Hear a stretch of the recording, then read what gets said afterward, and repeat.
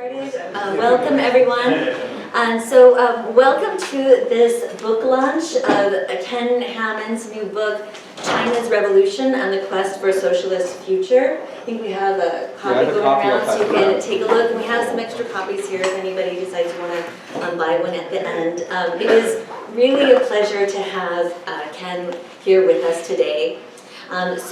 Ken grew up in Northeast Ohio. He attended Kent State University and was active in the anti-war movement there in the late 1960s. He was indicted for his role in the May 1970 events at Kent when the Ohio National Guard shot 13 students during a peaceful protest, killing 4. He has been engaged in political activism throughout his life and is currently working with organizations Pivot to Peace and the Answer Coalition. In 1982, Ken traveled to China and spent the next 5 years working with American student programs and educational delegations in Beijing. He received his PhD from Harvard University in History and East Asian Languages in 1994 and has taught at New Mexico State University ever since. He specializes in the history of China in the early modern period, especially the 16th century. He has published numerous books and articles on Chinese intellectual and political history, and his book, Pepper Mountain, The Life, Death, and Posthumous Career of Yang Xinsheng, 1516 to 1555, came out in 2007. In 1999, Dr. Hammond was a research fellow at the Institute of History at the Chinese Academy of Social Sciences in Beijing, and from 2002 to 2003, he was a visiting fellow at the International Institute for Asian Studies in Leiden, the Netherlands.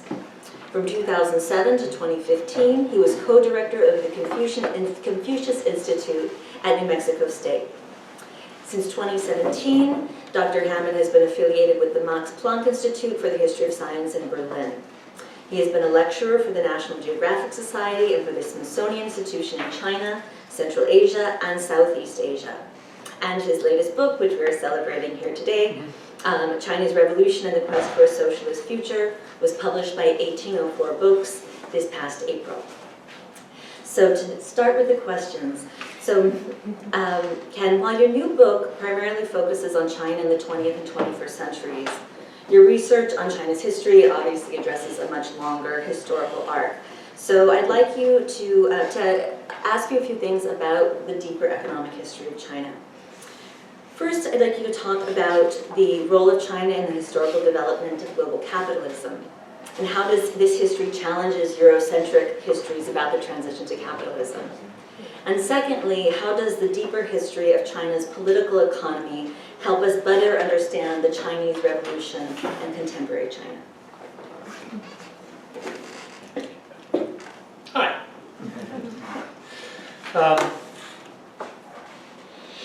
Always a challenge to live up to one's introductions. Yeah, I'm delighted to be here, of course. It's good to see so many faces in the room and people sharing our intellectual endeavors of trying to understand the world around us, and not only understand it, but change it. So let me just jump in and respond to Jen's question. Because this is actually what a lot of my current work is on, this question of how can we understand the political economy of China, not in the present moment, in this particular task, but in earlier history. The sort of received wisdom, and we still see a lot of this language, even in studies on the left, characterizes China all the way down till really just before the victory of the revolution as sort of semi-feudal and semi-colonial is often tacked on with that as well. And I think that reflects a deeper set of parameters that have historically prevailed in thinking about China's economic history and overall history, which has been an attempt really since the 19th century to assimilate in some way Chinese history to the conventional model of that originates in European history of kind of antiquity and slavery, and then this sort of Middle Ages and feudalism, and then the final succession of that with the rise of capitalism and hopefully its transcendence with the emergence of socialism. And while that is certainly a reasonable interpretation of the trajectory of European history, I find it to be increasingly just completely irrelevant to the actualities of the history of China. So a number of us have been working on sort of reconceptualizing what China's past has really been about, especially for basically the last 1,000 years. China, of course, has a very long history, and you know, it's tough to try to assimilate all of that into a framework. But beginning about 1,000 years ago, a little over 1,000 years ago, China embarked on a path of development which yielded, by about the 10th century, a political economy which in many ways fits the basic criteria that Marx originally set out in his considerations of capitalism in Europe in the 19th century. You know, if we read especially the first volume of Capital, but other works, a critique of political economy, the Grundrisse, things like that, we can see a number of features that Marx says are basically fundamental to an understanding of capitalism. Things like commodity production,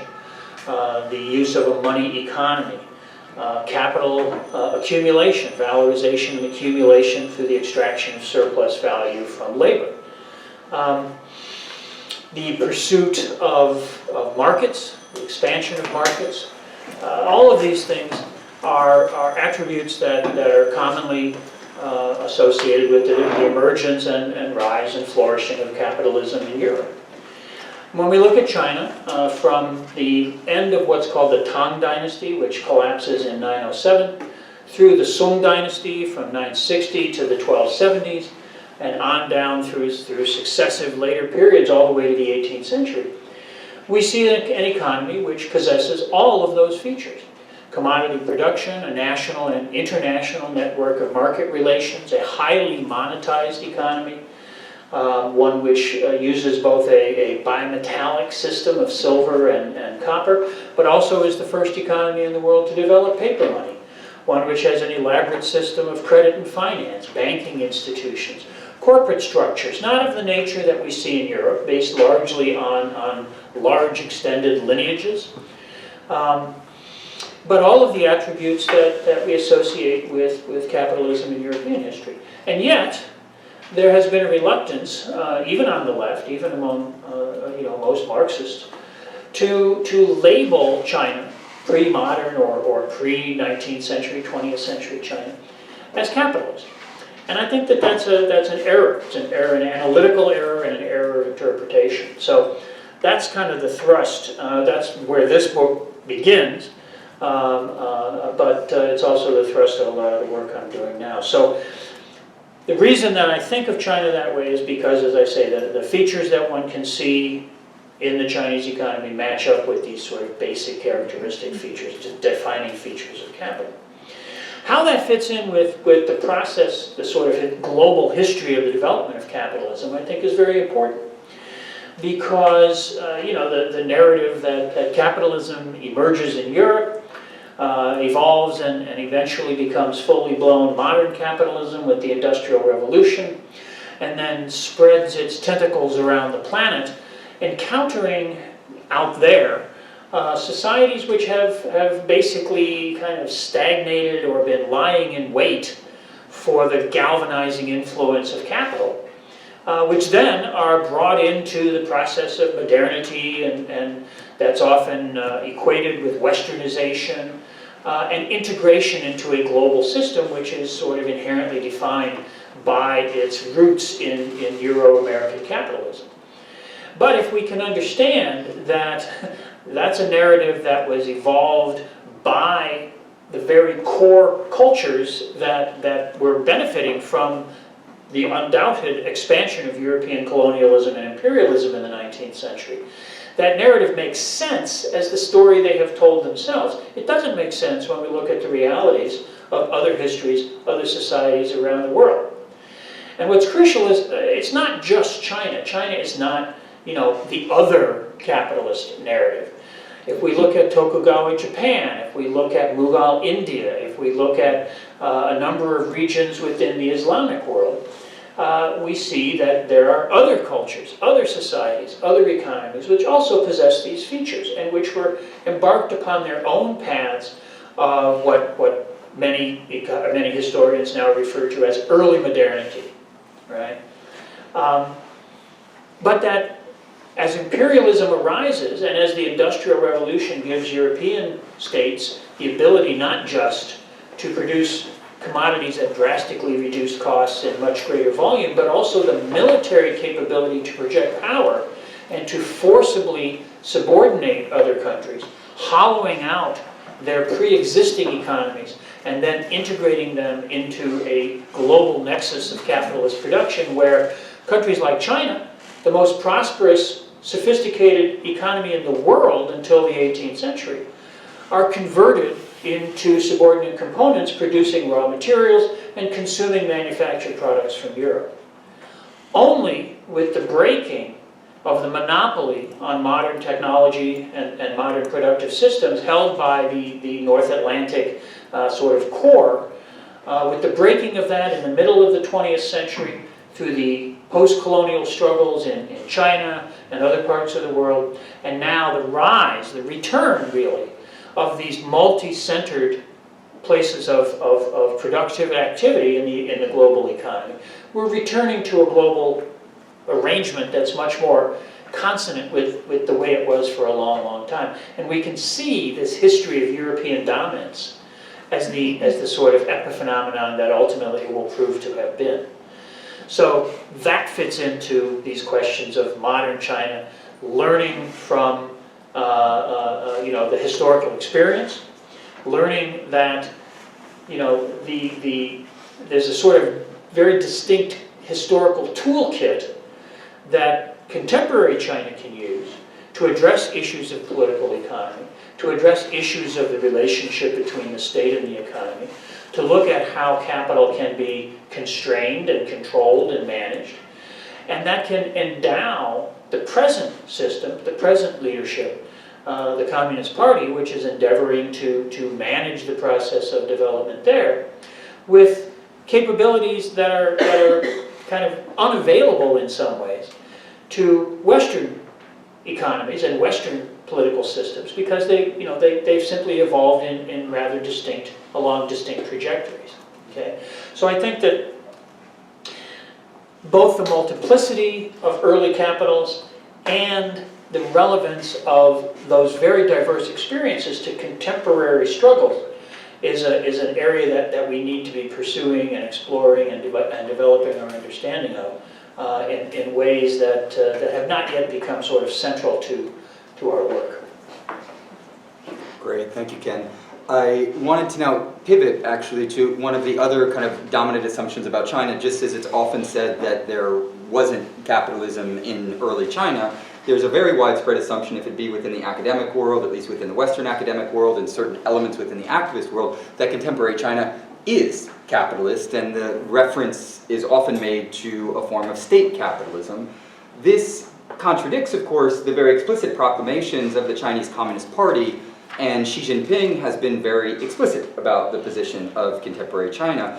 So we wanted to ask you to kind of weigh in on the question of how China, post-1949, and its kind of developmental process since then, relates to capitalism. And in order to be as precise as possible, I thought I would just flesh out what I take to be the most coherent definition of socialism. And that is that socialism includes at least two elements. One has to do with a socioeconomic base, and it consists in taking the surplus that's produced by workers and not redistributing it to a parasitical class in the form of profit, but instead redistributing it to the working class in order to guarantee fundamental forms of social welfare. And those have generally taken a number of forms: universal or free and affordable health care, education, housing for all, universal access to employment, also cultural development, so that people develop as full people and have access to education, culture, etc., as well as a sustainable environment. Right? All of those are part of, or have been part of, different socialist projects at the level of the socioeconomic base. But there's also been, of course, a superstructural forms of socialism in which, to reference Losordo, whom we talked about in the first session, socialism has sought to overcome the three principal mechanisms of exclusion from democratic and political power that have characterized the history of capitalism.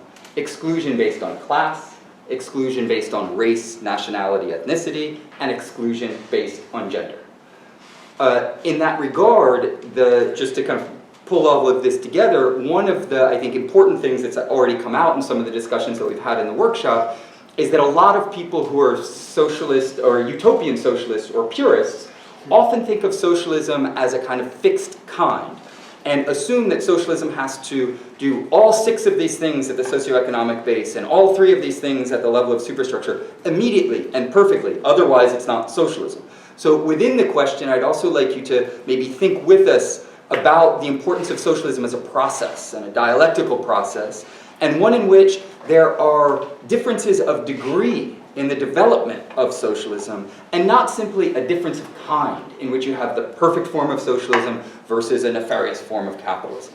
So with all of that in mind, how would you respond to the kind of general position of many on the left in the Western world that ultimately China is a state capitalist country? Yeah, I mean, that's certainly a widely held view, and one that one encounters on a fairly regular basis, and one with which I fundamentally disagree. One of the reasons that that the title of the book is, and the quest for a socialist future, is exactly that. What we need to see is that the process of building socialism, just as you're saying, it's not like flipping a light switch. It's not like you woke up on October 2nd, 1949, and suddenly everything was great. Suddenly everything was perfect, and all the contradictions were resolved. That as historical materialists, we're supposed to understand that although, as Marx says, people make their own history, they don't make it from scratch. They don't make it in circumstances of their own choosing. And so, what are the circumstances that the Chinese faced and continue to face today? Not the same set, but things continue to change and evolve. Working with the realities, the material realities of the Chinese economy, working with the cultural history and legacy of Chinese civilization, working with the living context of global geopolitical relationships and the ongoing confrontations with the global capitalist system and American imperialism. The task, the project, the quest for building socialism is something that we have to see as Marx would say, kind of a metabolism, kind of a lived sensual experience, and one that proceeds and unfolds in a dialectical way. That there's advances, there's successes, there's failures, there's retreats, there's revisions. It's theory, practice, theory, practice, theory, practice, on and on and on. And it isn't just a situation of rolling out a schematic and a blueprint and getting out your toolbox and picking up all the parts and assembling it. It's a process of development. It's a process of work and building. And the Chinese have a phrase that they like to use for this, which is crossing the river by feeling the rocks. You know where you want to go. You know you want to get across the river. You want to get to the destination, but it's not exactly clear how you're going to do that. You don't know what's under the surface of the water, so you have to proceed, bit by bit, step by step. And I think that helps us to deal with China as a real place that has its own history, its own culture, its own, in a sense, sort of psychological world, the superstructural domain, which I think gets very little attention when people start to be so critical of China. So I think that when I think of China, the reason that I endorse China, that I support China, not uncritically, I think we always have to be realistic about the challenges and the dangers that come along the way. But I think my fundamental assessment is that the project, the quest for socialism in China, is one which is worthy of support, and one which we want to align with and encourage as much as we can. And the reason for that, I'd set out a few particular features. One is that there remains, and in fact there is flourishing, a socialist core in the economy. State-owned enterprises, locally, collectively owned enterprises are a fundamental component of the economy. The single largest source of revenue for the state comes from the state-owned enterprises. There's a socialist legal system in China, which empowers people. You know, we hear a lot of gleeful reports in the bourgeois media about protests and demonstrations and things like that. And they seem to think that this is an indication of a society that's on the brink of collapse and overthrowing the existing government and leadership of the party. But in fact, I think it's better to see that as a dynamic system, as a system in which people have rights, people know those rights, people know the legal system, and they make use of it to pursue the inevitable contradictions and frictions that arise in the process of social dynamics. And so, you know, we hear these reports. Bourgeois wants to say, oh, look, it's a dysfunctional situation. I look at it and I say, this looks to me like the system's working. Like people are pursuing their democratic rights. People are fighting, continuing. It's a struggle, it's a process, it's a building. But I also think that at the heart of the mission, at the heart of the quest, is the leading role of the Communist Party. When China embarked upon its great experiment, its great adventure of using markets to develop the productive economy over 40 years ago, they understood that this was going to be a risky venture. They understood that this was going to generate contradictions. This was going to lead to challenges. They understood that there would be corruption, there would be inequality, there would be various other kinds of problems, even environmental contradictions, environmental stresses and damage that would arise in the process. But the goal was to expand the economy, to raise the level of material prosperity, to enhance the livelihoods of the people, to provide the kinds of endowments in education and healthcare and housing, and just an overall elevation. 850 million people raised out of globally defined poverty? What other country in history has achieved something like that? You know? So that's the project that the party is there to ensure goes forward. Xi Jinping in particular has been talking a lot about fulfilling the original mission of the revolution. And I think that's what we need to focus on and we need to hear about. That when they embraced the use of markets, they didn't just throw it open to that, although there were debates in the 80s that came dangerously close to that. There's a wonderful book called How China Avoided or Escaped Shock Therapy by Isabel Weber that details these debates within the party about how far to go, how fast to go, how thoroughly to unleash prices and things like that. But cooler heads prevailed, and China has maintained a very careful process. And I'll just cite two particular things that I think illustrate both the economic base and the sort of superstructure that has emerged along with that. One was the handling of the 2008 global financial crisis. 20 million people, maybe a little more, lost their jobs in China because consumer demand in the West evaporated as millions of people here were laid off and taken from their homes and, you know, cast out onto the vagaries of the streets and the marketplace. In China, those 20 million people who got laid off, because of the socialist core, because they had a household registration, maybe they had to leave their jobs in the great urban centers, but they could go back to their homes, back to the villages they had come from, where they were guaranteed basic social provision, housing, educational opportunities for their children, basic health care. We're not talking about the lap of luxury, but we're talking about taking care of people as the priority. And as the state, as the party reoriented the economy, tried to move away from the excessive dependence on exports and re-engage with much more domestically focused production. A year and a half later, those people were back to work, back in jobs, either the ones they lost or new opportunities for employment. So they kind of rolled with the punch, and the socialist system cushioned that and carried people through in ways that, you know, we have hundreds of thousands, maybe millions of homeless people in America because our system doesn't do that. That doesn't happen in China. And the other great example, and I'll stop with that, is, of course, is COVID. Here, of course, COVID was an opportunity for profit for insurance companies and healthcare corporations and pharmaceutical companies. 1 million plus people died because we had to keep the economy going. In China, the priority was saving people's lives. The party, the government, the masses mobilized and took care of each other, right? Yes, there were frictions. Yes, there were contradictions. Of course, it's a real world. It's a real society with real people. But if they had followed policies similar to ours, they would have had more than 5 million dead. Instead, they've had less than 100,000. So that just spoke volumes about the difference in the fundamentals of the systems. And that's why I think that it's legitimate to continue to see China as at least on the path, at least embarked on the task, the work, the venture of building a socialist future.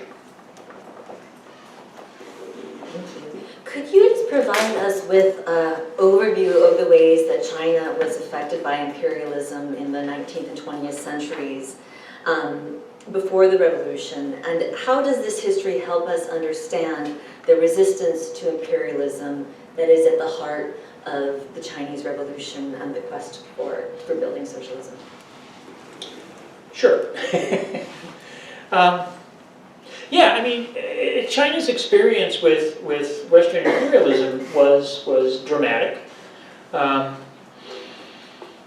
All the way down to the end of the 18th, even the beginning of the 19th century, China was one of the great economic magnets in the world. I mean, for a very long time, people from around the world, first around the old world, but eventually, after the 16th century, the global economy, were drawn to China.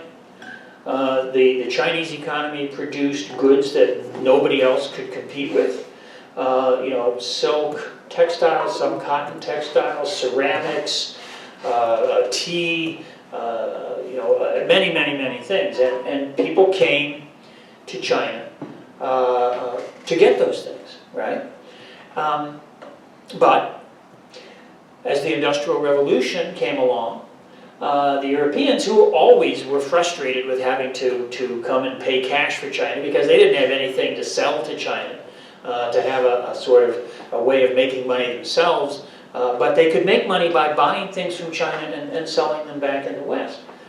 But they were frustrated with that, and they tried to negotiate better terms from time to time, but the Chinese were doing fine, and they wanted to maintain the sort of existing arrangements.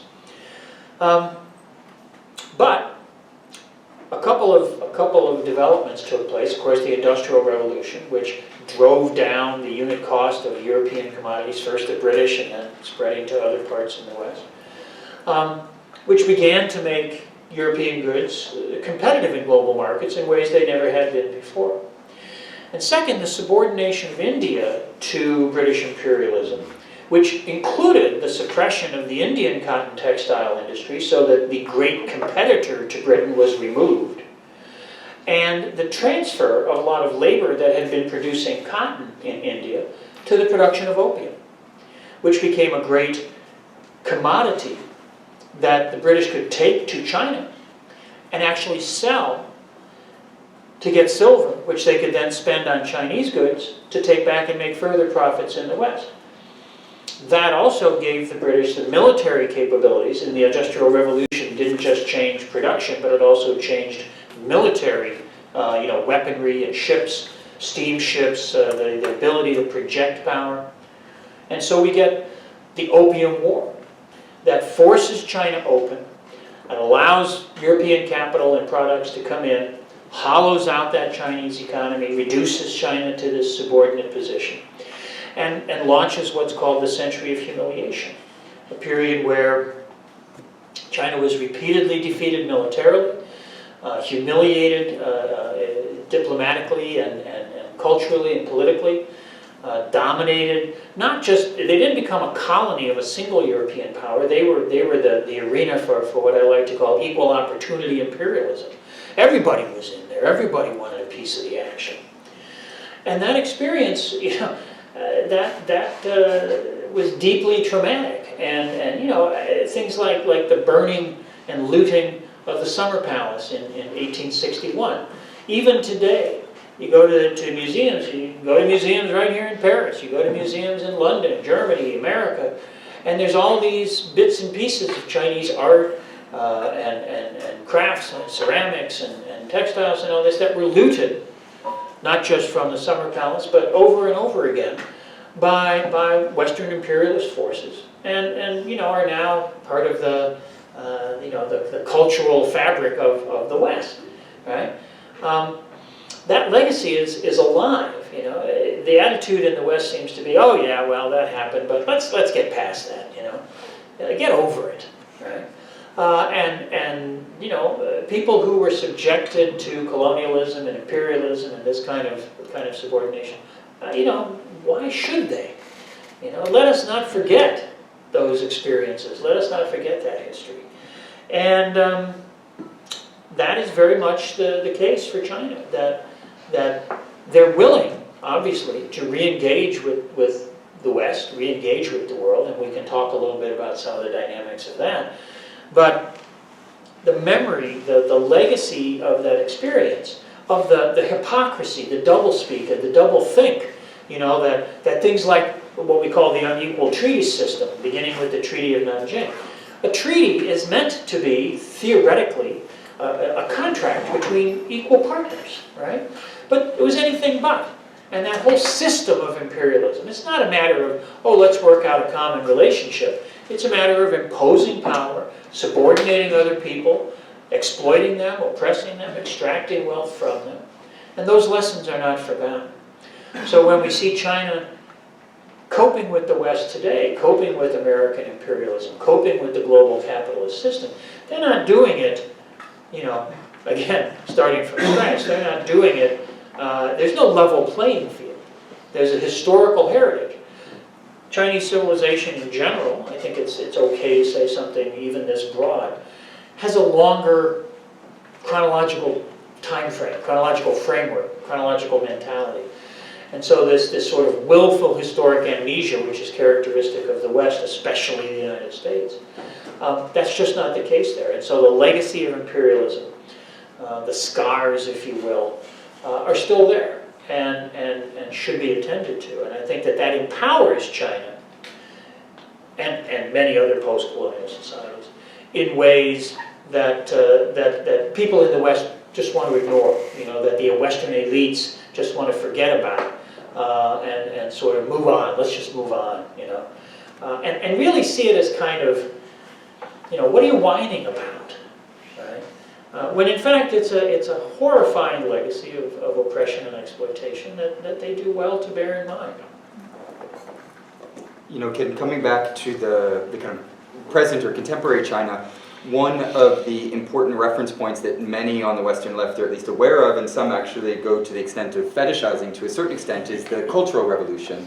And so I'd love to hear how you understand the Cultural Revolution in relationship to the kind of quest for the socialist future within China, in particular, again, in order to connect this to some of the earlier conversations that we've had, because there is a tendency within a certain even Marxist intelligentsia and Marxist activist circles to identify the Cultural Revolution as perhaps the greatest moment in the history of China, and that ever since then the capitalist roaders have taken over and there's been a turn, you know, basically to the right. Someone like Alain Badiou, one of the most famous contemporary French philosophers, takes this position very explicitly, where he accepts and promotes specific years of the Cultural Revolution, and in particular the kind of motif of bombard the headquarters and call into question party hierarchy and the kind of more anarchist elements that someone like Lasordo has pointed out, over and against everything that's happened in China since. So how do you understand the Chinese Cultural Revolution, how it relates to this overall process of the quest for socialism?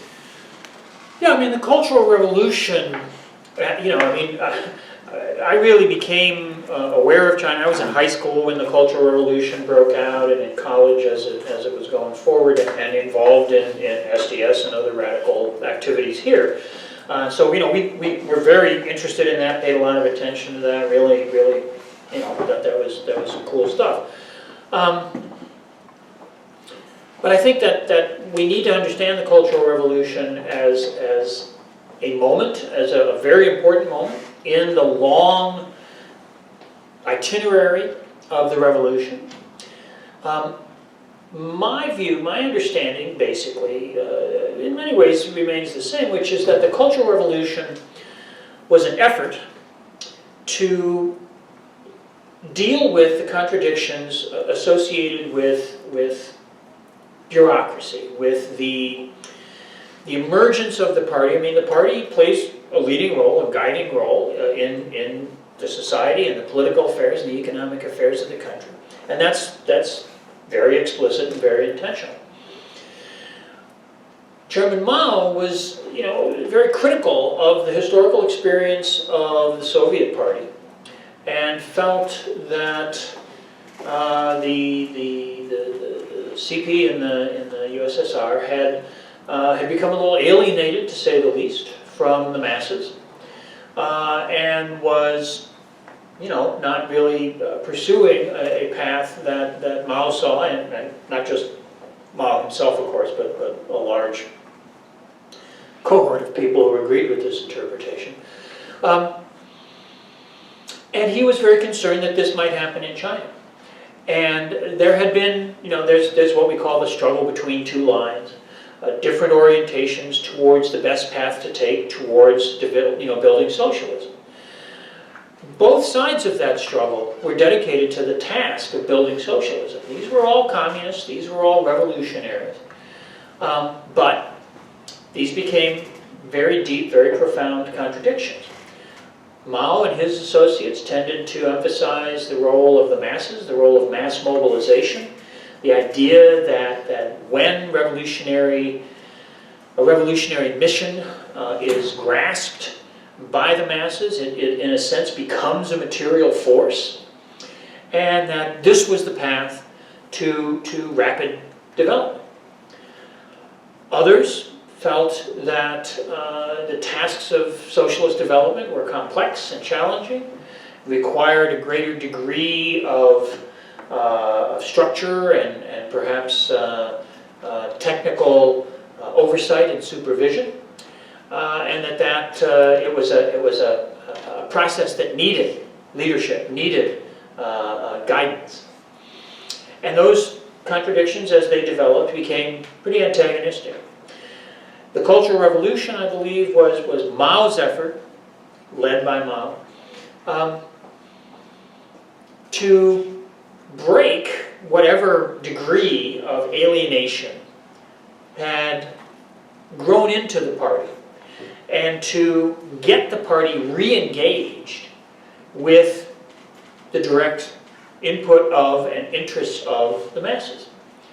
All this talk about bombard the headquarters, its right to rebel against reactionaries, that's true. And that was a good goal. That was certainly a worthwhile goal. But Mao did not advocate abolishing the party. He didn't advocate an anarchist position, although many, sort of read him that way.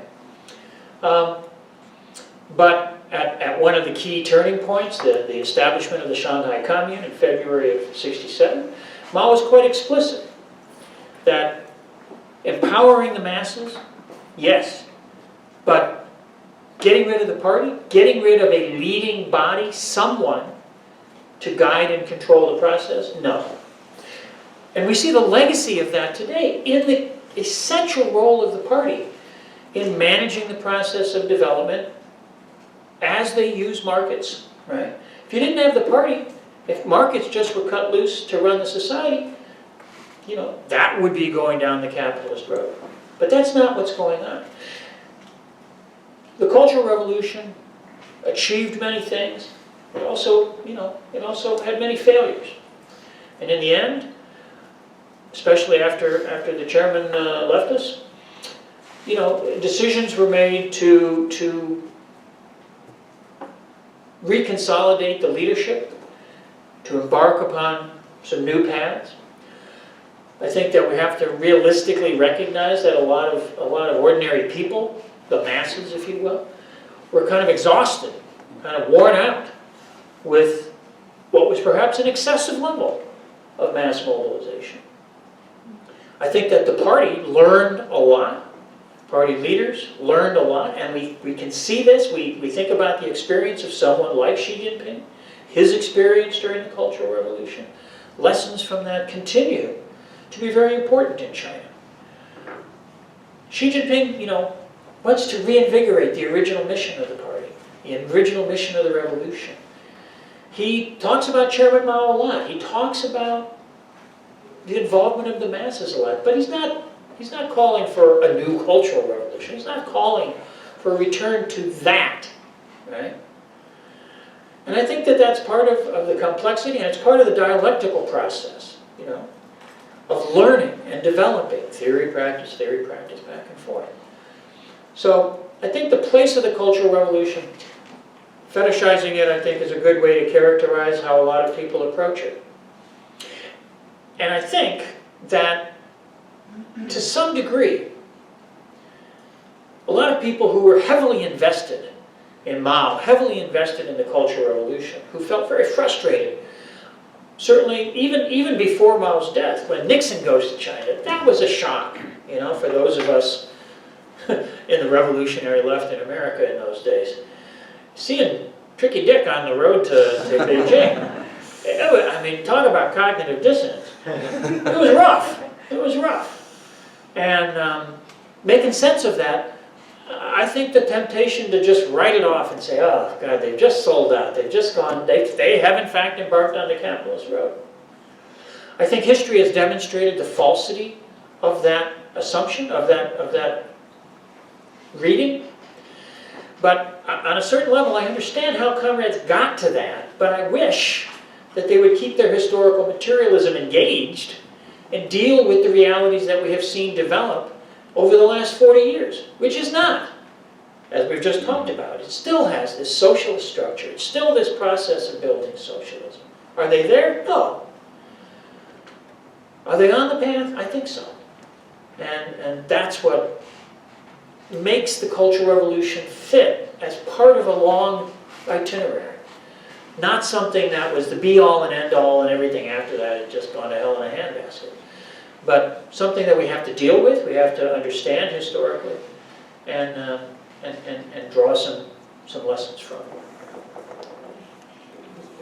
I'd like to ask you to talk a bit about Chinese political culture, meaning the norms and values that condition the way that political processes are conceived and practiced.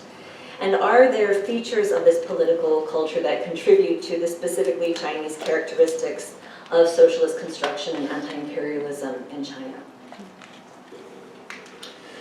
Yeah, this relates to a really crucial set of terms, or one term in particular, a little phrase that we see in a variety of contexts, which is the phrase, with Chinese characteristics. We hear about socialism with Chinese characteristics, we hear about Marxism with Chinese characteristics, other things.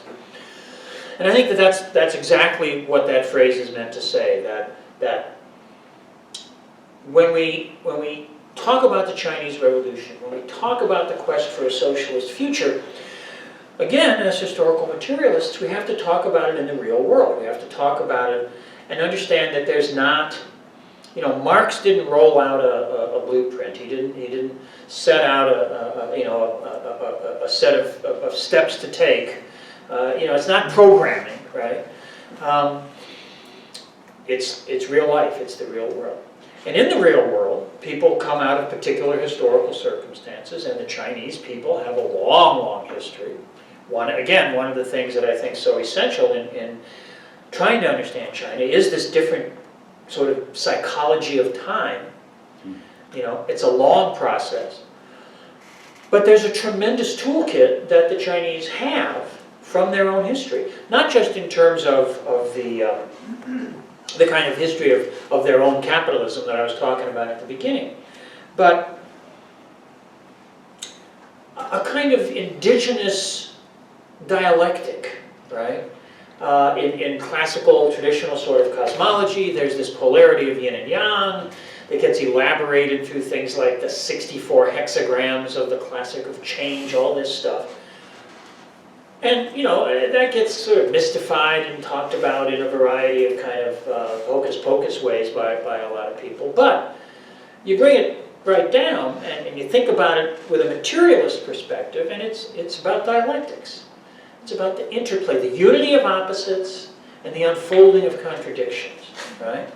And if we think about it that way, it helps to understand how people coming out of those Chinese traditions will themselves understand and assimilate dialectical materialism from Marx's writings and you know, everybody else that has engaged with this in the last 150 plus years, right? That you don't have to be European to understand dialectics. You don't have to, you know, be steeped in Hegel or whatever. You know, it's great to be, but really there are other toolkits which can be deployed along the same sort of trajectory. There's also, you know, we sometimes, what's the dominant sort of political orthodoxy in traditional China? Of course, it's Confucianism, right? And in many ways, Confucianism was a political ethic of hierarchy and conformity, harmony, which, you know, we like harmony, but harmony doesn't have to mean subordination. Obviously, powerful interests throughout history and in China today want to deploy ideas from the Confucian tradition along similar sort of hierarchical lines, you know, the idea that people should be sort of, you know, that the interests of harmony require people to kind of get along and maybe accommodate themselves to structures of authority.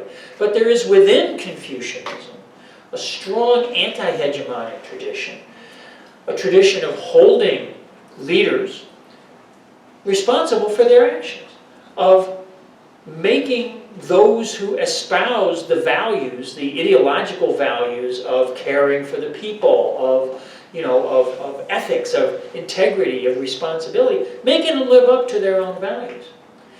And we need that.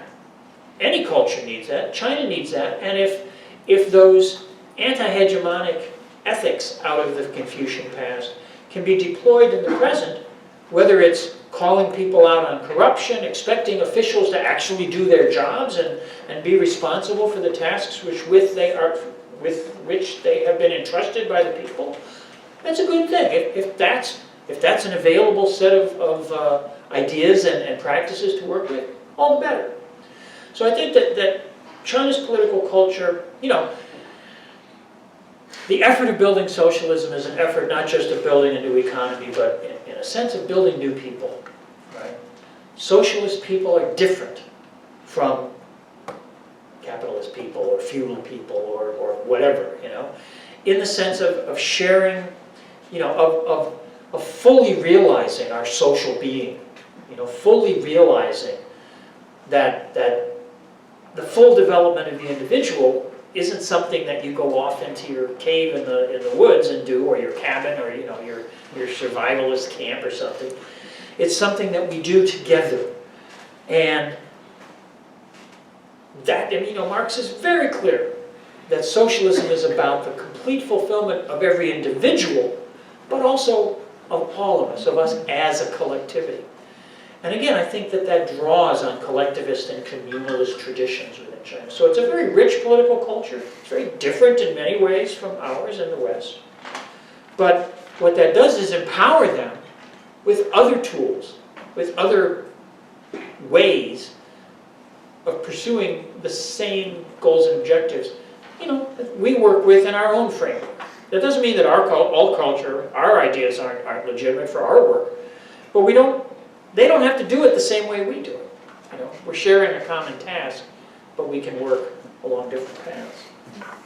Great. Maybe just one more question, and then we'll open it up to everyone, and we'll do rounds of questions as usual. I wanted to hear you on China's foreign policy and how its international relations compare and contrast to other models of internationalism, if it be the Third International from 1919 to 1943, or the support on the part of the Soviet Union for anti-colonial struggles in the wake of World War II. What you have with the Belt and Road Initiative in particular is a global economic and communicational infrastructural project that now, has brought together numerous countries around the world, combined with a mission also to facilitate peace between nations.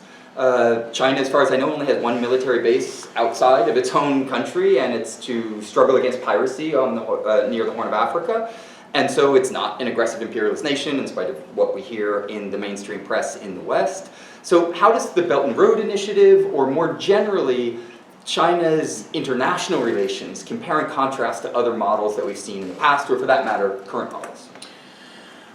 Yeah, I mean, the history of China's sort of relations with the rest of the world since liberation has gone through some fairly distinct phases, and it's important to recognize that there have been some zigzags along the way, and I think there have been moments that have been, again, a little difficult to maybe understand or completely embrace along the way, and that's all right. Again, as we say, we support the work, we support the mission, the endeavor, but we don't do so uncritically, and we can recognize that there may be some points at which some disagreement may enter into things. But let me just sort of think about kind of a few phases. Of course, after liberation, back in the 50s, although China was in a very close fraternal relationship with the Soviet Union for a while, the Treaty of Friendship and assistance that they embarked on in 1950 was vital to the first decade of socialist construction. But even then, China was very careful to position itself. They invested a lot in what was called at that time the non-aligned movement. A lot of solidarity with countries that were emerging from under the domination of Western imperialism and colonialism. Very famously, Zhou Enlai, who was both the prime minister and the foreign minister at that point, goes to the Bandung Conference in Indonesia in 1955, where Egypt and India and Indonesia were playing a leading role in trying to have these emerging post-colonial countries be mutually supportive and work together, and not necessarily have to either throw themselves into one camp or the other in the context of the Cold War.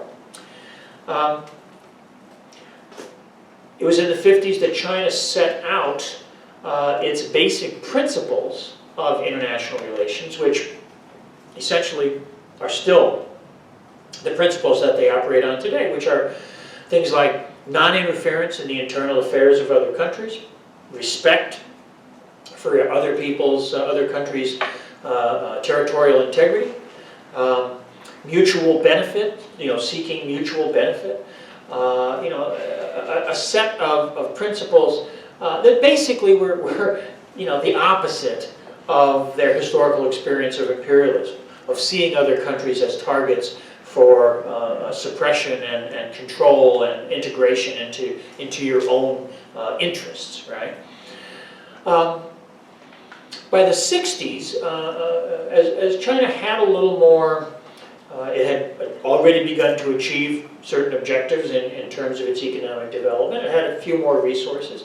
They began to devote significant resources for them, given their material realities, to support for revolutionary struggles, especially for struggles for national liberation in Africa, in Latin America, in other parts of Asia.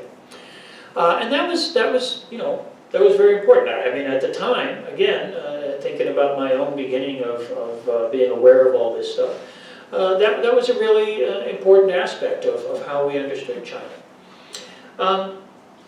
But by the 70s, as China and the Soviet Union had become estranged from one another in the 60s, China, the leadership in China had reconceptualized sort of the global geopolitical environment, and in their own sort of dialectical thinking had decided that the primary contradiction for China in terms of its geopolitical situation was no longer with American imperialism, which they saw in the context of Vietnam and in the context of domestic political turmoil here, as a declining power. But instead, that the primary contradiction for China at that point was with the Soviet Union. And, you know, we can read that historically, you know, however we choose. But that was the thinking at the time. And that leads to this rapprochement with the Americans. President Nixon shockingly goes to China, gets an opera written about himself. And that, you know, that leads to kind of a confused period in the 70s, when China disengaged in many ways from its support for revolutionary struggles, even though in many parts of the world revolutionary struggles continued to support China and embrace particularly Mao's ideas. And then, of course, with the onset of the period of reform and opening to the outside, a whole new era begins. And this, I think, has been kind of challenging in some ways, because the decision to use markets to develop the economy was premised upon the idea that China needed to gain access to capital, to technologies, to information, to organizational practices from the global capitalist system, from the global capitalist economies. And in order to do that, for 30 years basically, the 80s, the 90s, first decade of this century, China felt compelled to accommodate itself to some degree, not entirely, but to some degree, a significant degree, with the West, with American imperialism, with the global capitalist system. Now, Deng Xiaoping famously encouraged the leadership to, as he put it, bide time and build capabilities. Meaning, we'll endure this period of accommodation, we'll go along and get along, in order to achieve our goals and our objectives, to build the economy, to move towards a level of material prosperity where the actual ability to implement modes of socialist distribution will become not just a theoretical goal, but a practical possibility. And that led the West, especially American imperialism, to this fantasy that China was going to go through some sort of color revolution, that China was going to abandon the socialist path, get rid of the Communist Party, and become a subordinate component of a global capitalist system with the United States at its core, and everything would just be hunky-dory, the whole end of history fantasy that followed the collapse of the Soviet Union, right? But that was never the agenda, that was never what was in the cards. And as the successes built up, and as China began to be stronger, more self-confident, by the latter part, especially after they weathered the crisis of 2008, they didn't need to be so accommodating. They didn't need to be so, you know, subordinating. And interestingly, some in the West began to perceive that pretty quickly. They understood how the strengths of socialism were what got them through the 2008 crisis. And it's no surprise that in 2011, the liberal Democrats, Barack Obama, Hillary Clinton, are the ones who enunciate this new posture of antagonism and hostility towards China, the pivot to Asia, Clinton's call for a new American Pacific century. It's also no coincidence that in 2012 we have a leader like Xi Jinping emerge. Because he ain't taking no more bullshit, right? And China has become more self-confident, more assertive, less accommodating. In fact, I think the age of accommodation is pretty well past us. And this infuriates the imperialists. This is what has driven this new Cold War, this demonization of China, this flat-out effort to provoke China into something which would allow us to go after them militarily, which of course would be disastrous for everybody involved, especially people in the West. But they're so scared, they're so frightened of a new world in which they no longer have their dominant role, their leading role, the power, the perks, the privileges they've enjoyed. They may be willing to wreck it along the way. China, though, is pursuing these new policies of the Belt and Road Initiative, seeking new structures, new infrastructures of financial organizations so that countries don't have to be going hand in hand to the World Bank and the IMF and accepting their dictated terms of austerity and all this. You know, let's have a system of shared prosperity, of mutual benefit, you know, you know, it's not a charity, it's not a giveaway, the BRI and things like that. China's doing it, they're going to benefit from it, but it's mutual benefit. It's going to grow both sides of that relationship. It's not structures of extraction and exploitation. And that's the new reality of China in the world. No longer accommodating and subordinating to the West. And that has generated these new frictions and these new tensions. But we're seeing China stand up. We're seeing China hold its head up. You know, when Secretary of State Blinken goes to Anchorage and wags his finger at Wang Yi, you know, the leading foreign policy figure in China, Wang Yi gives it right back. Fuck off. You know, they're just not going to put up with this anymore. And I think that's a long cycle. It has been, as I said, it's been kind of a winding road. But China's no longer, you know, trying to, as they used to say, export revolution. But it serves as an example and an inspiration. Not that other countries have to model themselves on China, but they have to feel empowered, or let's hope that they can feel empowered to pursue their own paths, maybe working with China to create a world that isn't dominated by Western imperialism, that isn't subordinated to Western capital.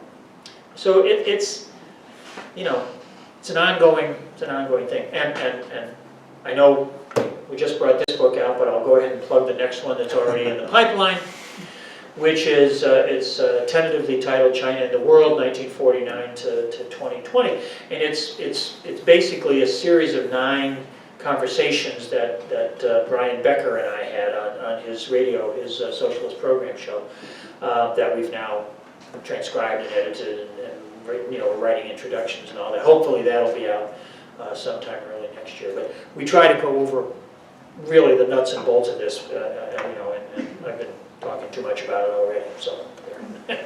Well, great. Thank you so much. Let's open it up, and we'll take, as normal, 3-4 questions. I did have a request for the people who are here before announcing your question or comment, just to say what your name is. And I see a lot of the name tags, which are really, really helpful.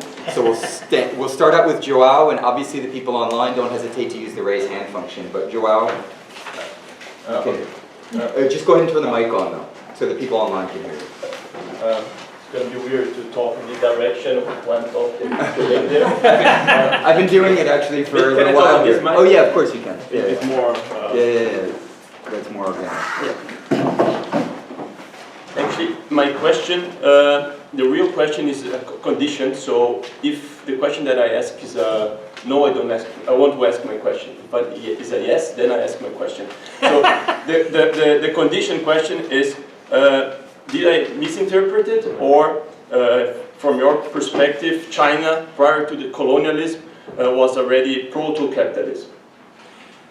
Well, I don't think it was proto-capitalist. I think it was capitalist. Not industrial capitalism, obviously, but certainly we could say commercial capitalism. You know, having all those attributes that we could see in places like Italy or the Netherlands or England before the Industrial Revolution. You know, but obviously not full-blown modern industrialism. Okay, then my question applies. So, because from my own studies and based on also Mensky's wood, I would also based on Marx from my perspective, this thesis it would be the commercialization thesis. about the genesis of capitalism. However, there are many different feudal, they were not countries, but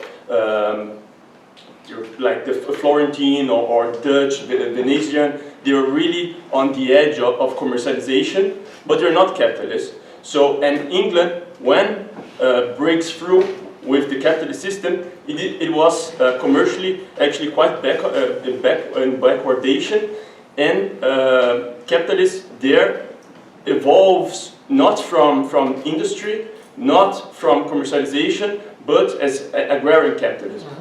And in this sense, and you can see this also in Marx, the capitalism is a new form of social relation. It's not like just legal property, but a new kind of property relations, and with the private means, private means of property, of protection, of course. And in this sense, the commercialization thesis, it kind of creates a naturalization and eternization of capitalism, as if it was part of human nature, just waiting for the right conditions to evolve, to epitomize in its perfect form. In this case, would be European capitalism. So it would be intrinsic for human beings to have markets, like many neoliberals actually claim, like Eucken. And yeah, in this sense, this claim, or in other words, why do we need this claim to say China was a powerful culture, powerful country, economically, etc. Prior to colonialism? We need to say they were capitalists. It makes no sense to just naturalize capitalists and devoids our critique from capitalists also in the present. Because if it is always an eternal part of human nature, then there's no sense of saying, okay, let's go beyond it. It would be impossible. Great, thank you, Joao. And I think Reese was next. And if you're here, yeah, just catch my eye and I'll add you to staff. But Reese, go ahead. Hi, Dr. Hammond. Thank you so much for your talk. I'm wondering if you could say a little bit more about this issue of fetishization of the Cultural Revolution, particularly in the late 60s and 70s. I'm especially interested in the Black Panther Party and perhaps some of your experiences in the SDS. My research centering around this has uncovered some ways that the Black Panther Party was taking up inspiration in some of the ways that you suggest from the Chinese examples, but also in some cases doing so in more and less insubstantive ways. And I'm wondering if that's connected to this issue of fetishization of the Cultural Revolution, and I'm wondering if you could just say a little bit more about the uptake then of the Chinese example in the US around this time period and in that context. Thank you. Then we'll just take 2 more questions from online. Beiju, I don't know if you can turn your video on at the same time, but go ahead. The mic's off. Mine is? From Beiju. Yeah, for Beiju, but hopefully. The mic. Beiju, go ahead and turn your microphone on. There we go. Yeah, I would like to know regarding the territorial expansion policy of China.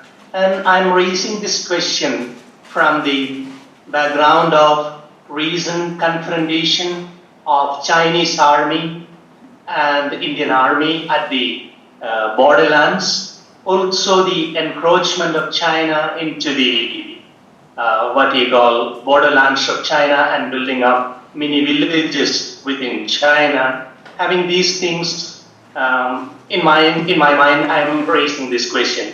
Secondly, the information that we are getting over here is China had a role in the recent crisis situation of Sri Lanka, especially related to the port, things like that. So how would you respond to these things, this information that we have over here?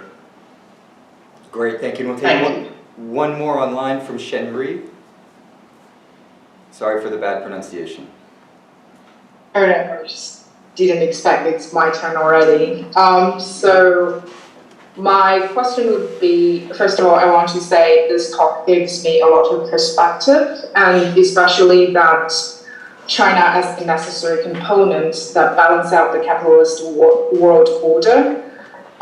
So my question would be, how would we combine this recognition into productive critique about some concrete dissonance between quote-unquote greater good and the individual benefit, and some kind of the examples I could think of off the top of my head. First of all, is a very drastic class difference now embedded in Chinese society.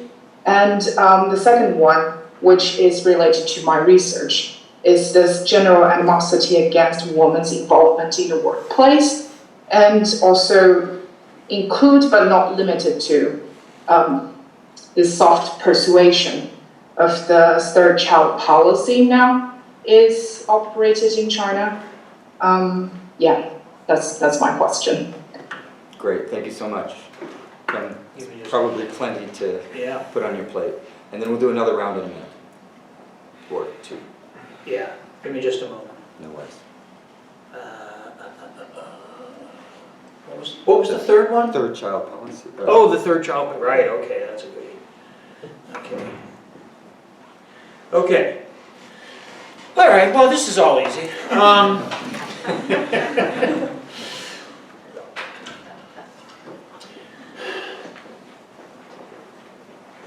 I think that you know, the question of what do we call something obviously is important. I want to be the very last one to sort of naturalize capitalism, or say that you know, capitalism is you know, part of human nature. I don't like the idea of human nature. I think Marx is very clear that you know, the way that people think about the world around them and the way that they conduct themselves within the world, these are things that are shaped by their lived experience, in particular material circumstances, and you know, the idea that there's sort of some kind of eternal nature that all people in all places at all times share. You know, that doesn't seem reasonable to me. I think that we have to, you know, we see history as something that's real and dynamic and exists in different ways at different times, you know. So markets don't equal capitalism. I mean, markets have been around for a long time. Lots of societies have markets, but that doesn't mean, that's not capitalism. Capitalism isn't just a few people buying and selling some things. I mean, I think that what's important in understanding the Chinese economy from, you know, say the 9th century on, until the onset of Western imperialism, is, you know, that it's just, first of all, it's just so wrong to try to assimilate that to this stagist orthodoxy that emerges from, I think, from misreadings and I don't know, just misunderstandings. But is finally kind of enshrined in the 30s, you know, by Stalin. That you know, there's antiquity and feudalism and capitalism. China, for the last 1,000 years, is simply not a feudal economy, a feudal political economy.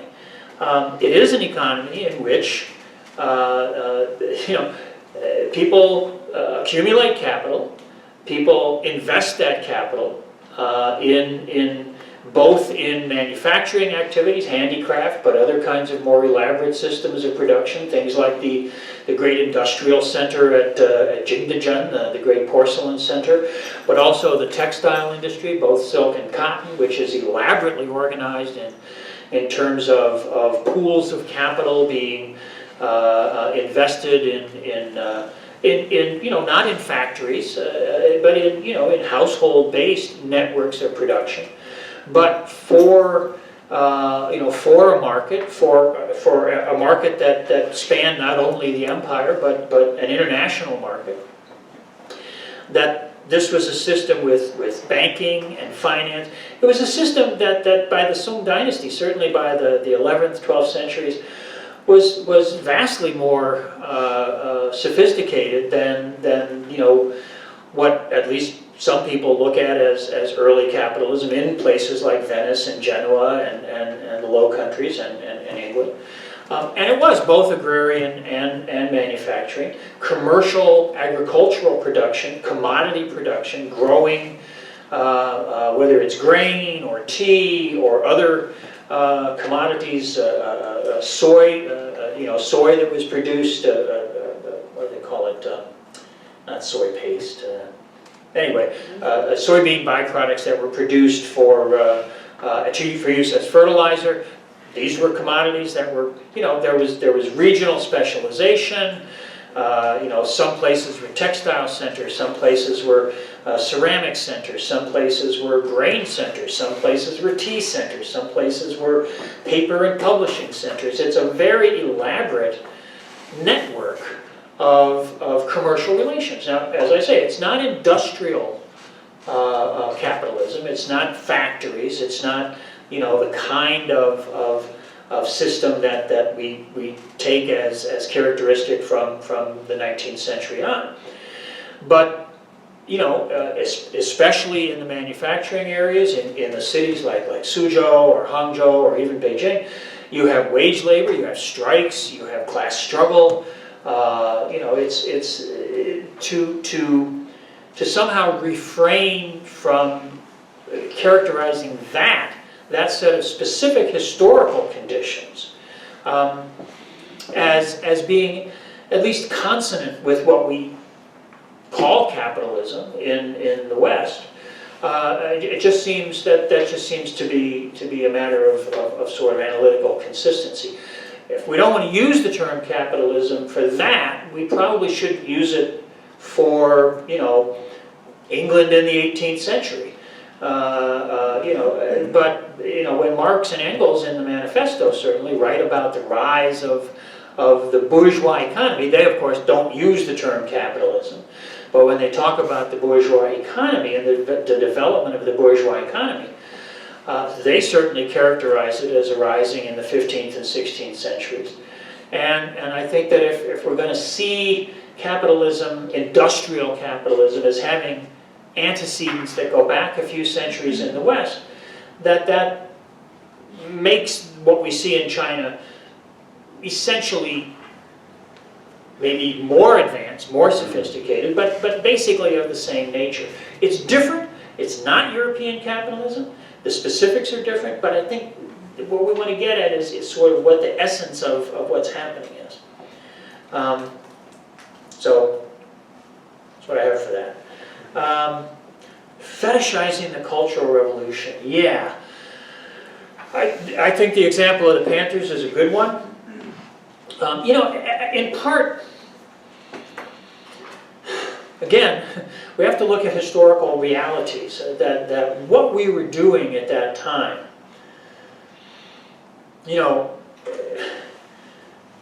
we were trying to grasp revolutionary theory and create our own revolutionary practice,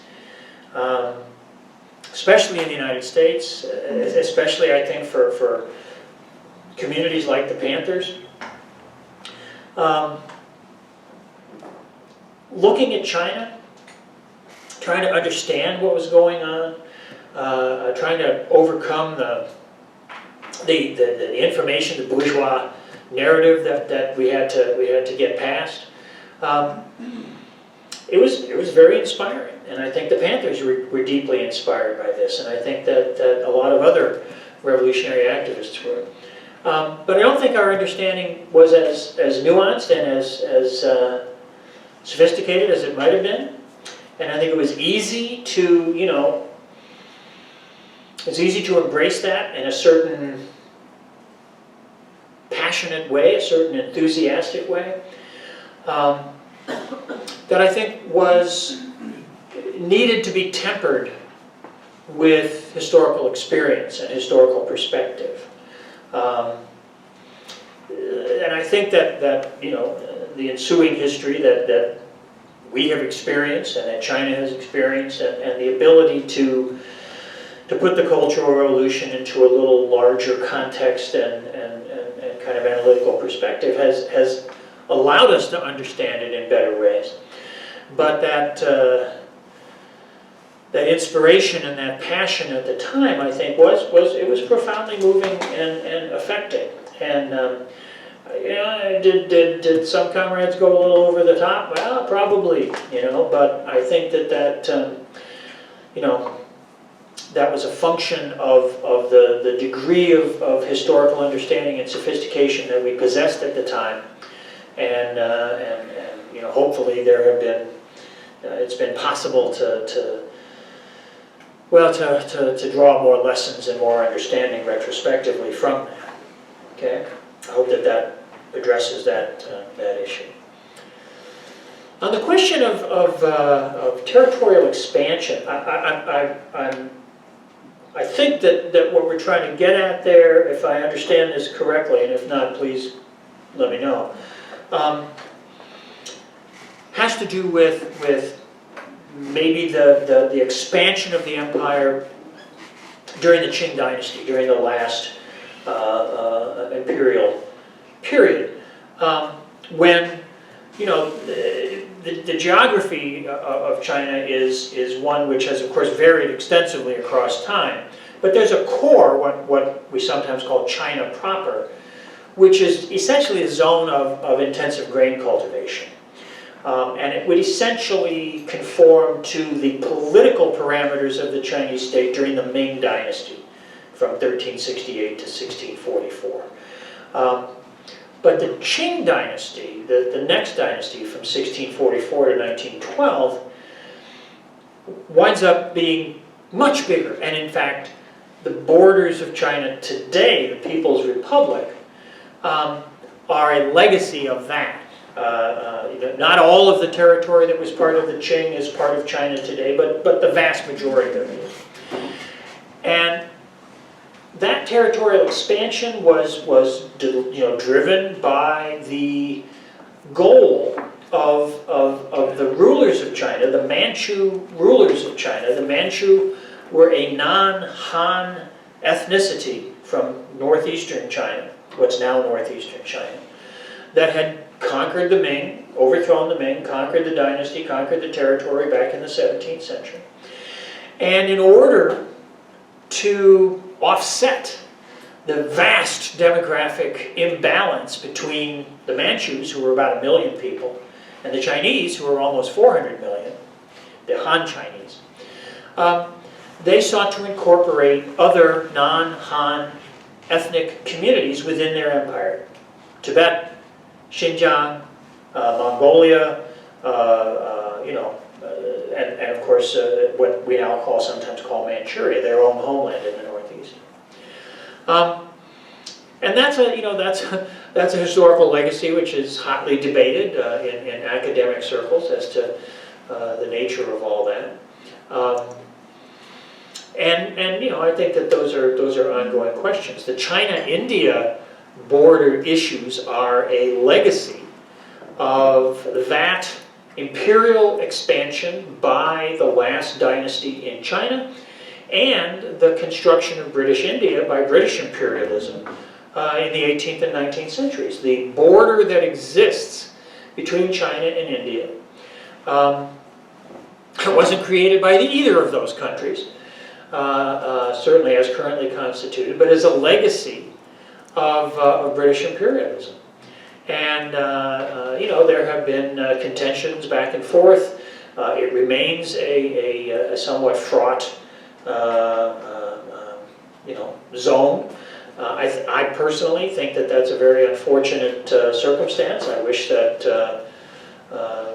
diplomatic conduct on the part of both countries would allow those frontiers to be delineated to the mutual satisfaction of both parties, but that seems to be something that has been elusive, and they don't ask me how to resolve it. So I think that that's one of those real-world things that we would hope to see go in a more diplomatic towards a more diplomatic resolution, but we'll have to see how that plays out in reality.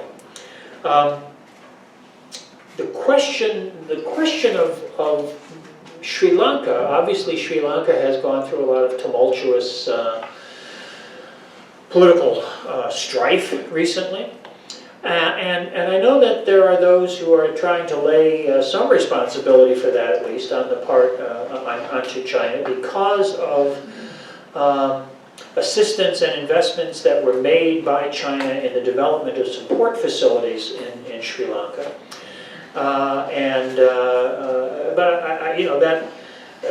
From my understanding, from my reading of the documents and the evidence in that instance, it's important to note that certainly Sri Lanka has some public debt owed to China as a result of monies that were invested and paid out there.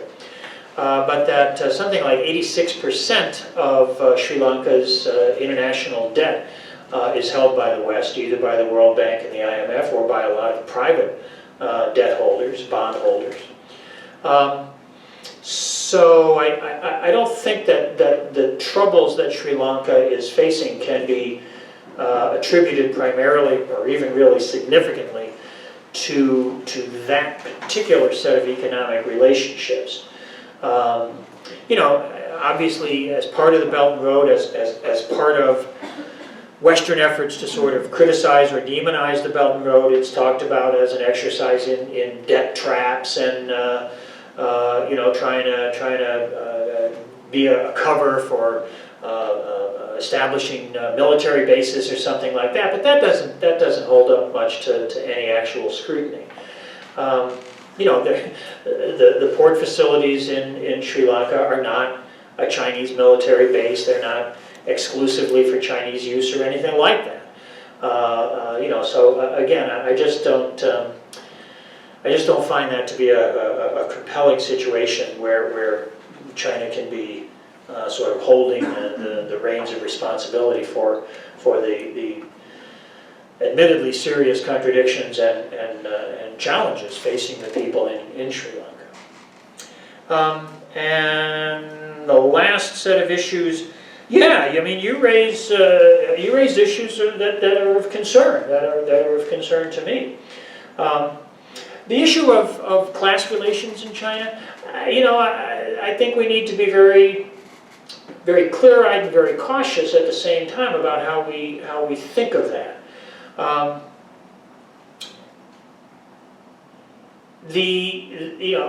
Again, from my perspective, the socialist core, this infrastructure of both legality and institutions, the kind of support, the efforts to raise people out of poverty, the enhancements of social provision that have been steady and ongoing in China. That might be redundant. I think that's what determines, in the sort of macro sense, what the class nature of the system there is. The use of markets to develop the economy, the operation of productive enterprises in China, this is based upon the accumulation of socially produced wealth for the disposition of the socialist state. That involves the extraction of value from labor, and there's no question about that. We're not going to try to sugarcoat that or dismiss that. But the question is, what happens to that value? What happens to the surplus that is generated? Is it appropriated for the private consumption and indulgence of the bourgeois class? Well, some of it is. I mean, there's not a bourgeois class. There are bourgeois elements in China. But it's not a bourgeois class that dominates the state or even dominates the economy. There are bourgeois elements. There's rich people in China. The inequality in China has grown significantly. Needs to be constrained and kept within, certain parameters at least. But that's not the dominant phenomenon. And I think that's demonstrably true when we look at things like 2008, response to COVID, the enhancement of social provision, the raising of people out of poverty. There's all these indicators of the commitment to moving towards developing modes of social distribution. Are there contradictions? Are there shortcomings? Are there even fraud, mistakes, corruption? Yes. But does that vitiate the legitimacy of the enterprise? I don't think so. Should we go ahead and... Yeah, we'll do another round. Oh, wait, let me... Yeah. Gender, yeah. That's something I think is very problematic in China. I would like to see, why aren't there women in the Politburo? Why aren't there women in the top positions in leadership? There are a lot of women in high positions, but not the top positions. I think that there's been tremendous progress in gender issues in China, but there's a long way to go. And again, the contradictions of the market, I think, have made that worse during this period, and that's something that seriously needs to be addressed. The issues of these campaigns to promote having more kids, those are huge. We can go into that more if comrades really want to, but I think that my own view, just very briefly, is that nobody should be panicking about a declining population. Enhancements in productivity, enhancements in technology should allow people to work less and earn more. And that we don't need this great overhang or this great underpinning of young people to be the support for an aging population, because those enhancements can come about, again, with the implementation of social provision and the benefits of productivity enhancement, technological enhancement, rather than being privately appropriated for elite consumption, can go into that social fund and allow the population to go down, less pressure on resources, right? We need to save the planet. So I think that panic over let's have a third child, or even let's keep having 2 children, I think that's seriously misplaced concern. Great, thank you, Ken.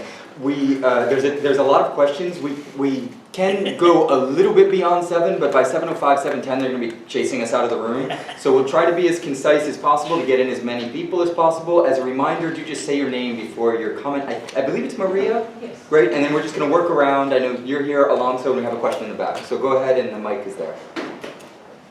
And then we'll take some of the questions online in a second. I just have a simple question regarding I think it's the BRI, and also the persistent investment of China in the Caribbean, mostly in Jamaica. And there are grassroots movement in Jamaica that are fighting it because they are saying that it's actually they are playing with the Caribbean countries as spawn in order to antagonize the United States, and they are becoming the new colonial power. And we've seen it so much because they're actually exploiting minerals that actually are affecting the environment in the Caribbean. So if you can just talk more about this. Great.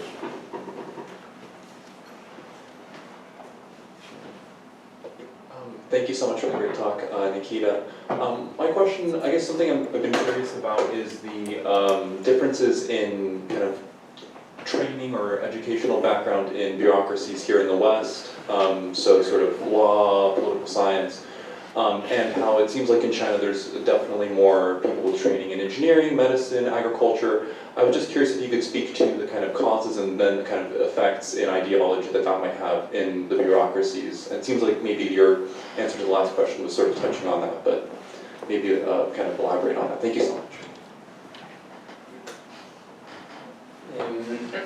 I'm Alonso. Thank you, Professor Hammond. I hope you apologize that this doesn't concern China specifically, but rather a more conceptual thing that has been a part of your talk and it was also mentioned before. And I guess it's the issue of teleology and this idea of, I guess my approach to critical theory has been through people who have criticized, perhaps rather than capitalism specifically, more like this logic of the Enlightenment and of modernity, where there are ends that justify any means, basically, and where we have something to attain down the long road, and so we have to do basically anything we can to do that. And it would seem that in the way we've been talking about socialism as a future, as a quest, as a mission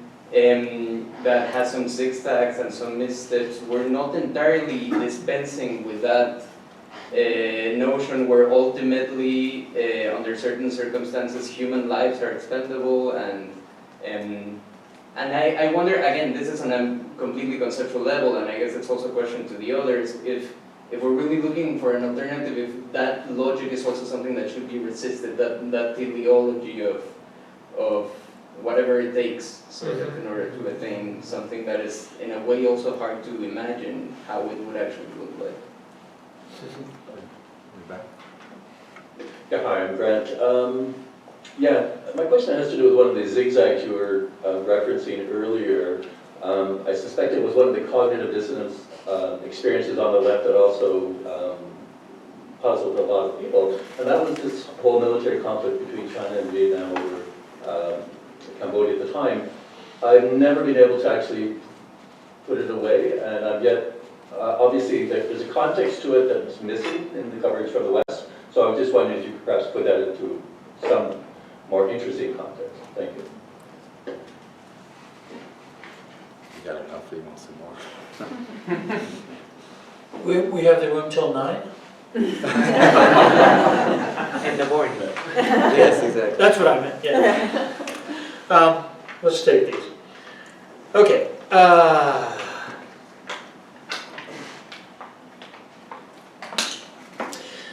Yeah.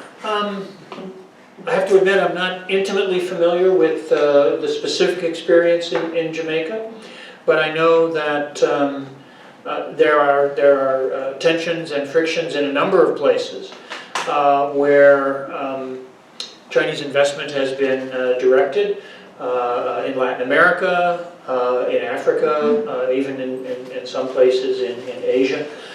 Sometimes that has been exacerbated perhaps by the fact that I don't know, in conjunction with or in the wake of some of these projects, many Chinese people have come into particular communities and been establishing, you know, their own private but you know, visible businesses and communities and things like that. I'm interested. This I haven't. As I say, I'm not really familiar with this. But the idea that it might be thought that China would be investing in a place like Jamaica to sort of give the United States a poke or something like that. It's an interesting thought. I'll have to file that for further reflection. But I think that, you know, again, the problem of the real world, you know, is that there's going to be missteps, there's going to be mistakes, there's going to be things that have to be criticized, and I think that as comrades, that it's our obligation to be critical of them. And so, you know, if there are contradictions that are emerging in an environment like Jamaica, those need to be spoken out against. Those need to be engaged with. You know, I can't appraise the specifics of that, but I think that to the degree to which, and I can certainly understand or believe that there may very well be such contradictions, that those need to be raised and people need to push back. Because it's not, you know, it's not like the process of socialist revolution on planet Earth is something that's entirely centered on China, you know. So there may be instances where again, you know, China is pursuing developmental interests that are going to be of benefit to it, and I think that in certain circumstances that may become a little bit too much of the predominant objective. So, you know, I guess I don't have a real answer to that, but I would just say that I'd be very supportive of the struggle, you know, of people in Jamaica who want to push back and try to make the Chinese, again, this idea of holding people responsible for what they say they're doing. they should really be doing that. And if they're falling short of that, they need to be held up to that standard. I guess that's the best I can offer on that. Technocracy, yeah.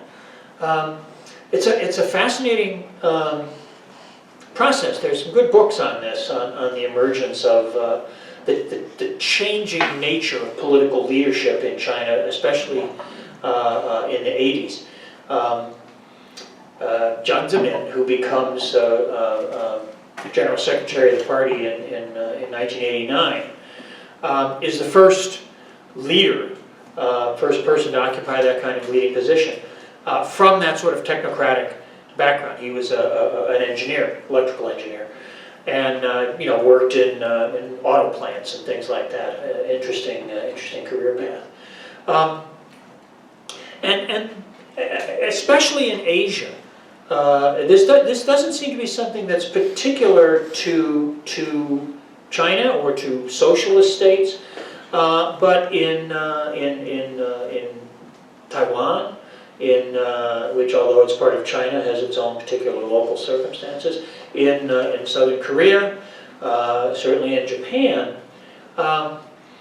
political elites have tended to become more dominated by, or at least significantly composed of, people with more those kinds of more technocratic backgrounds, and that may be a function of the fact that these were economies and societies that were more engaged in efforts at development. That things like economic development, infrastructure, that those were things that were really critical and valuable in contexts where you didn't have the sort of history of modern capitalist infrastructure. In America, certainly in America, our political elite, how many members of Congress are lawyers? It's ridiculous,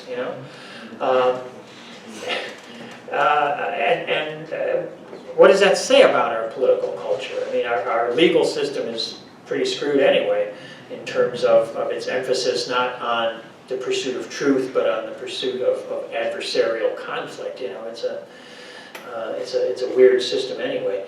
But I think that emergence of technocratic elites certainly has taken place in China and continues to be very characteristic there. But I think that's associated not so much with any particular features of socialism, but more with with economies of development. At least that's my impression. From not deep and intense reading on this, but some engagement with it. The sort of, I guess I would see it really as kind of an ethical dilemma. And I certainly quite agree that this isn't something that's peculiar to China. I'm also not sure that it's really characteristic of what's going on in China. I don't think that positing the quest for socialism, not that that's the only way to formulate it, but as something which has a historical trajectory, I don't think that necessarily is entirely consistent with, a perhaps Enlightenment-derived, sense that the end justifies the means, or as you say, whatever it takes. Certainly, I understand and recognize that historically, the left has embraced the slogan of sort of, by whatever means necessary, which articulates with that, I think, and it may not be the best formulation. It might be by whatever means necessary, within the bounds of socialist morality or something like that, But I think that actually we have to see the idea of the end justifies the means, or whatever it takes.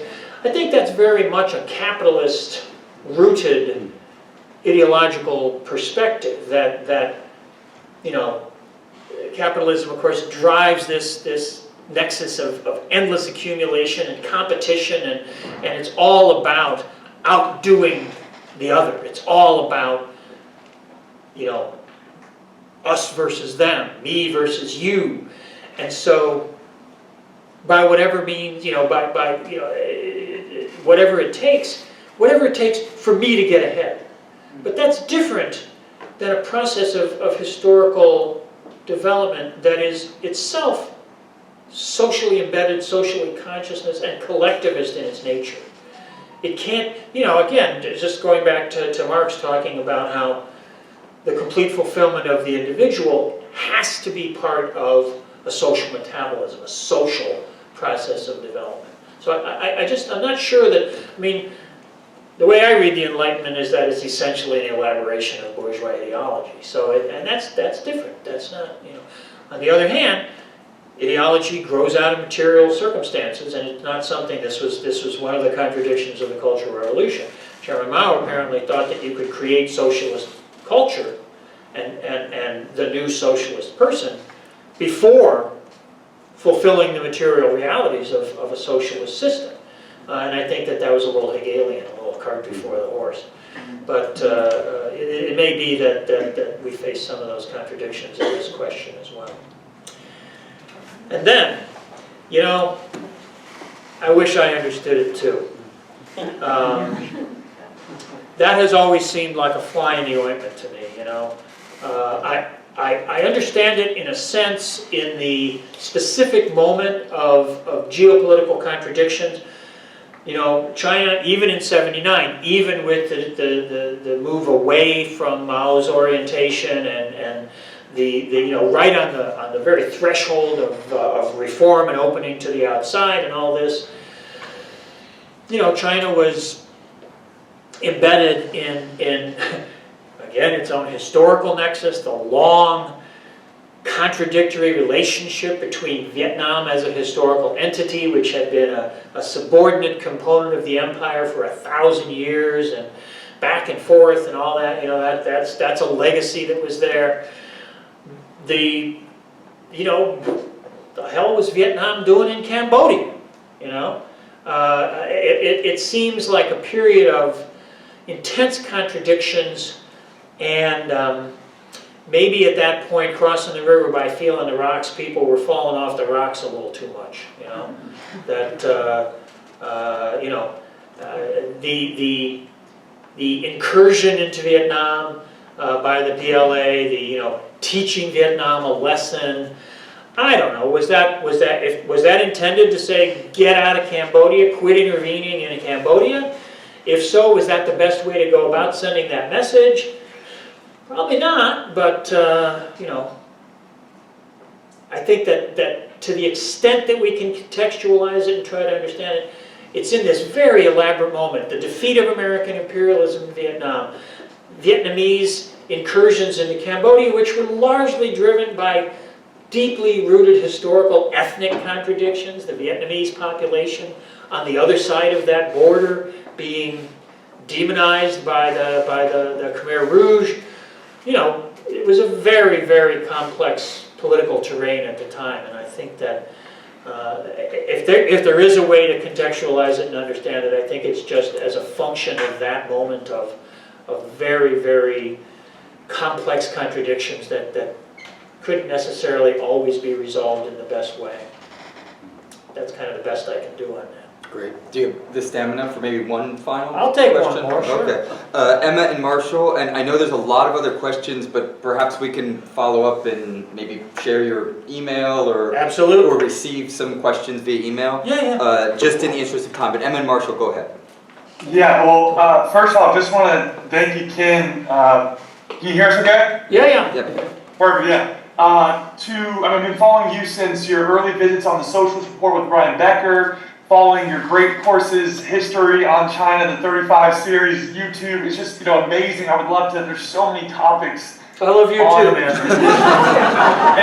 and the history of China that I would just could go on forever with you, but in this current moment, in the current historical conjuncture that we find ourselves in, and looking at Lenin's thesis on the globalized financial capital that has corrupted these human relations that we're kind of speaking to and the developmental relations that we're speaking to.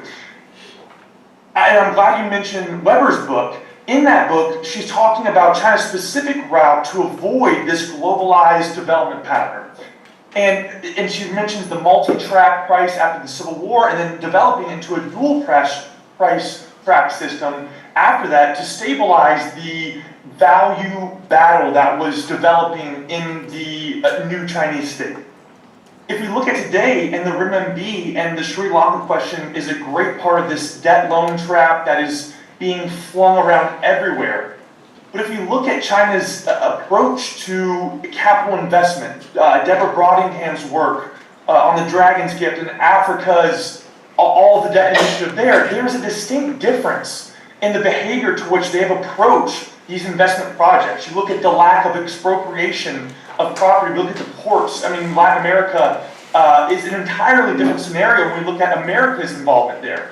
So I guess I asked this question because I brought it up in sitting in on some classrooms, and you kind of get this sort of same response of China has fallen into the capitalist trap. But when I look at their lack of involvement in the speculative market, looking at derivatives, looking at where the renminbi is not involved in terms of financial developments, does that to you, and are there future projections of remaining outside of that? Because to me, when we look at the development and contradictions of financial capital, that sits as sort of this primary contradiction and circulatory capacity that capitalism has developed in this late stage, that China has said, we are very aware of this, have been avoiding this package reform that Milton Friedman is coming in and trying to project onto us. So how do we maintain this delinking policy and anti-capitalist value policy? Yeah, I think that's a really important set of issues, and I'm glad that you mentioned I mentioned Weber already, but also that other book, Brautigham's work on Africa is so good, and again I would refer a lot of comrades to that. I would, for your own future edification, I'd recommend a book by a Chinese rural economist named Wen Tiejun called 10 Crises.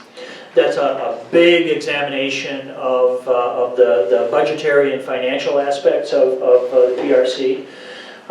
And then, I think that this is why, the issues you're concerned with here, this is why China is working so hard to develop these new institutions of global financial interaction to get out from under the overhang of the Western capitalist dominated system. Giovanni Origi, his work too, Long 20th Century and Adam Smith in Beijing. These are both really important works in terms of financialization and all that. But yeah, China wants to avoid what is it that gives the United States its greatest leverage in global affairs, its greatest ability to intimidate, not just its military power, but its ability to impose sanctions? And that's because of the dependence of financial transactions around the world on the US dollar and US-dominated systems of international clearance and settlement. China's trying to get out from under that, trying to build a new institutional infrastructure, and I think that that's critical if not just China, but all these other countries. I mean, Malaysia, Indonesia, these are also countries that are trying to develop new baskets of currencies, get out from under the US dollar, get out from under the IMF and the Bank of Settlements and all that. That's infrastructure that's vital to the success of this mission, not just for China. China's got a big enough domestic economy, it can do a lot on its own. But for people around the world to disengage from and be free of American domination, you need alternative ways to do things. And that's a really critical arena that China's making efforts in, and not just China, and that's important. This isn't something that China's going to construct a new Bretton Woods system with itself at the center, but other countries, including India and certainly some of the Southeast Asian countries, but Brazil and others as well, want to be part of and are sharing in the construction of. Great. Well, thank you so much, Ken. It's been a pleasure to speak with you. It was an excellent event. The questions are superb, as always. Very, very impressive. I apologize that we weren't able to get to all of them, but Ken, I think, quite openly will, engage with people who had questions via email. Yeah. So thank you all so much. Thank you, Ken.